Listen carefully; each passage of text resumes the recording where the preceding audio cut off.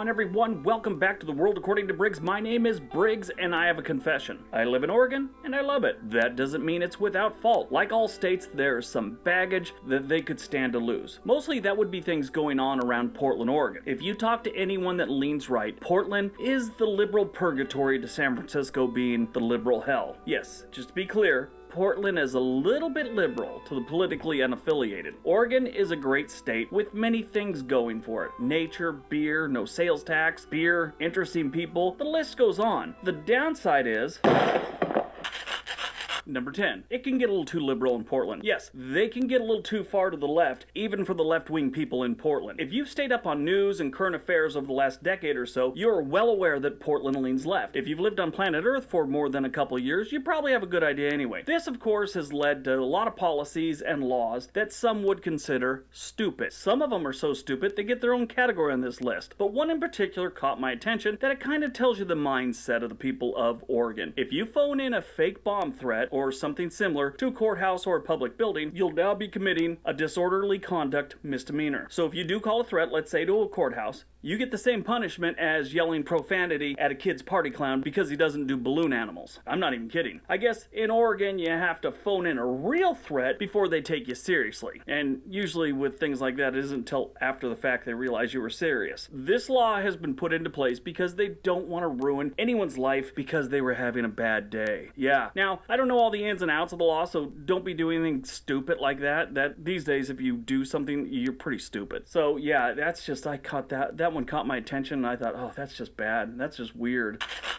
Number 9. Everyone is offended. Like I talked about in my California Sucks video, Oregon, California, and pretty much any place you have a younger population, you have this trend of being offended to get attention. I'll kind of go over it again because it's important, especially when it comes to Oregon. Being offended by the slightest thing is not a good way to live your life. When I was in high school, if you asked someone what nationality they were, where their family hails from, things like that, that was called a conversation. It was someone wanting to get to know you. They were interested in your story and your life, things like that. Sometimes it even led to things like, oh, I don't know, dating. Now, if you have the gall to ask someone something like that, you're engaging in what they call micro-racism. Yes, it's a thing, micro-racism. While I was working in corporate America, it was a cable company to be exact, here in Oregon, we had a class on this. Don't be a micro-racist. That was the name of the class. I was actually in this class, and the presenter said, what is a micro-racist? I whispered to the guy next to me, is that a midget Nazi? I swear to God, I saw snot shoot out of his nose. Needless to say, I wasn't taking the class seriously, and I shouldn't have. Nobody should have. It was stupid. People are offended far too easily, and they're too politically correct these days. It's bad here in Oregon, especially in Portland. Number 8. Too much tree hugging. Now, I agree with saving the planet. I think we need to change our ways or we're facing dire consequences. But it doesn't all have to be done today. Change is gradual. If you try and force people to change at too fast of a pace, they resist and nothing gets done. This year, 2019, here in Oregon, they tried to push a bill through the Democratic-controlled state government that would drastically lower greenhouse gases in different increments until 2050, when the state would be 100% green energy with greenhouse gases being reduced by about 80%. It does sound like a good plan. It's just completely unachievable in today's political and social climate. The bill was going too far. So, the 11 Republicans in the Oregon Senate went into hiding. You can't have a vote without them, I guess. The governor said she was going to send the state police to round them up and bring them back so they'd be forced to vote. So they all fled to Idaho. One of those ridiculous idiots started quoting the movie Tombstone. He said, if you send the state police to get me, hell is coming with me. Now that's a quote from the movie Tombstone. Kurt Russell said that. It's like, dude, take it easy. You're a 65-year-old senator. The only thing coming with you is a bad hip, a bad toupee, and a day pack full of Ensure. Now, before anyone jumps on the Republicans for making such a spineless move, you should know that the Democrats pretty much did the same thing in 2001. It's like a tradition here in Oregon. Anyway, so that was just a little too much tree hugging, and that's just one example of many things like that go on here.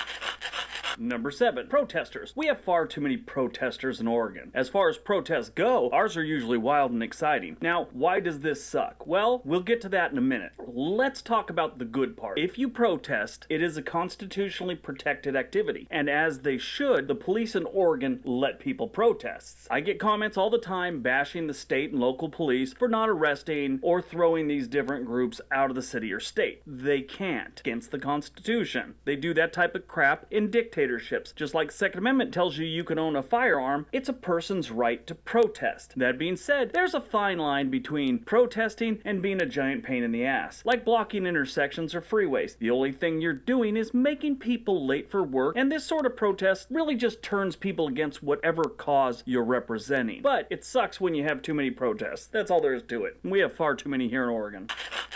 Number 6, housing costs. The rental vacancy rate in Oregon for 2014 came in at 3.3%. It was the lowest vacancy rate in the entire country. This means if you had all the money you needed to live a comfortable life in any city in Oregon, Bend, Salem, Eugene, especially Portland, it was hard to actually get one. The housing market in the state was bad for people wanting to move to Oregon, and there were a lot of those people. From 2005 to 2018, Oregon was one of the most moved to states in the union. Demand was far greater than supply for 5 consecutive years during that time. Homes are often selling in the 300,000 to 500,000 range for square footage of about 1,500. The inventory levels are at their lowest point in 10 years, with most properties receiving multiple bids. Selling agents were actually telling their clients, make sure you're ready to leave because it'll be sold in less than a week and you'll have to be out of here in 4 to 5 weeks after that. So yeah, it was bad. Now, things have started to cool a touch in 2019, but it's still bad. Housing sucks in Oregon.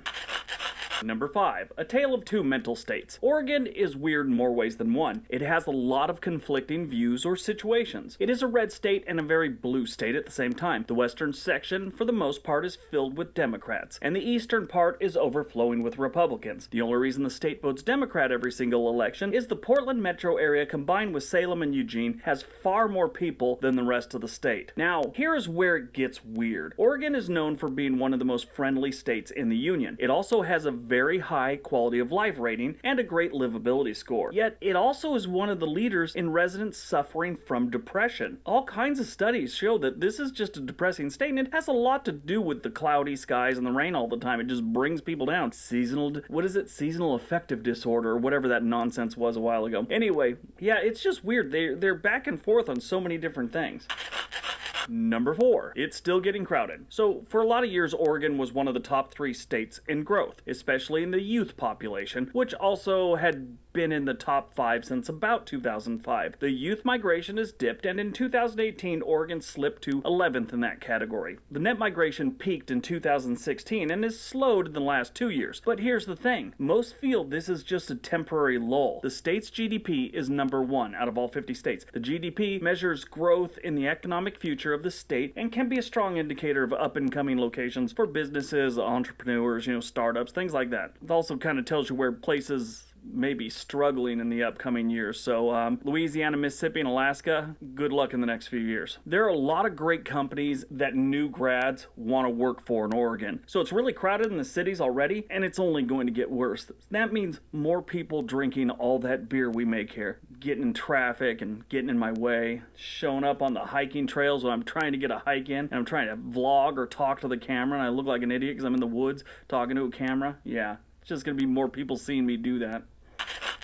Number 3, the rain. If you like sunshine, stay out of Oregon. Oregon has great summers, but that's only like 3 months a year. The state of Oregon averages 35 inches of rain each year. The winter months tend to be the wettest, obviously. The counties near the Washington border along the western half of the state average about 70 clear days per year. Just 70. 365 days, we get 70 clear days. We get almost as many cloudy or rainy days as Phoenix gets sunny days. Whenever you talk to someone from Arizona, New Mexico, Nevada about the heat, they always have their go-to reply that makes it seem not as bad. They always tell you, but it's a dry heat. It's hot. You ain't fooling anyone. Just like Oregonians ain't fooling anyone when they say, well, if it wasn't for all this rain, we wouldn't have these beautiful trees and all this greenery. But yeah, the rain sucks for a lot of people here in Oregon, especially newcomers. Number 2. The homelessness. Oregon is one of the worst in the country when it comes to residents living on the street. Obviously, Portland having most of them. As a matter of fact, Portland is number 1 in homeless for a medium city. They're only beat out by the big cities like LA, New York, and San Francisco. Now, I've talked about this on other videos as to why Oregon and mostly Portland has such a big problem with homelessness. One thing is they have great programs to help out the homeless. So we get some that are making their way here to get some help. Another thing is we really don't chase them out. A lot of other cities will chase out the homeless or do whatever they can can to get them off the streets and get them out of the town. Well, if you do that, you've just passed them on to someone else, made them someone else's problem down the road without addressing the issue. So that's why we have so many programs to hopefully help out. Now, a lot of people ended up on the streets because we had our real estate costs and our housing costs just jump through the roof over the last decade or so. And that put a whole bunch of people on the streets. There are 1,000,001 reasons people become homeless. Like I said in the California videos, everyone knows the highest percentage of homeless end up on the streets because they have mental issues or an addiction problem. One thing that never seems to be brought up is the crazy amount of runaways Oregon has living on its streets. Oregon is surrounded by 3 of the top 5 states in number of teen runaways. That's California, Washington, and Idaho. A lot of those kids come to Portland and other parts of Oregon just to get away from whatever situation they're in there because they know it's, I wouldn't say safe, but they're not going to be chased out and things like that, and there's help for them there. That's why a lot of kids will end up here. Go down to downtown Portland. I've actually seen it in Eugene and everything else like that. You see a lot of teenagers living on the streets here. Sad. And number 1. Graduation rate. The high school graduation rate in Oregon is an embarrassment, and I'm totally not sure why. I've read article after article, and it's kind of weird. Now, before I go any further, we're talking averages, so stop typing. You don't need to call me a liar because your rural Oregon Outback school had a graduation rate of 100% in your class of 9 seniors that had their prom at the Dairy Queen or something. That's right, Jervis, Oregon, I'm talking about you. Now, this is where it gets weird. They have, on average, decent public schools. They don't have a terrible teacher to student ratio. Test scores are middle of the road compared to the rest of the nation. They just can't get people to put that funny hat and gown on. The good news is Oregon's graduation rate has steadily increased over the past few years. It still sucks, and other states have done better in the same amount of time, leaving Oregon to drop to the 2nd worst state in the country, 3rd if you count Washington, D.C. New Mexico and the District of Columbia are the only places with lower graduation rates. New Mexico 71.1% and the District of Columbia was 73.2%. Oregon as of 2018 was 76.7% graduation rate. That's bad. It sucks. Louisiana, Idaho, and Colorado have shot past them in the last couple of years. Congratulations, Mississippi. You don't suck at everything. But graduation rate, it is a big problem for any state. That's like the start of everything. Schools start everything. If you don't have good schools, good graduation rates, you have less people with opportunity, which means more problems down the line with crime, drugs, everything else. Graduating high school starts people on paths. If you don't graduate, you have a better chance of going down drugs and crime and everything else, that path. If you do graduate, you have a better chance of being a productive citizen. So that's why it's so important, and that's why it's number 1 on this list.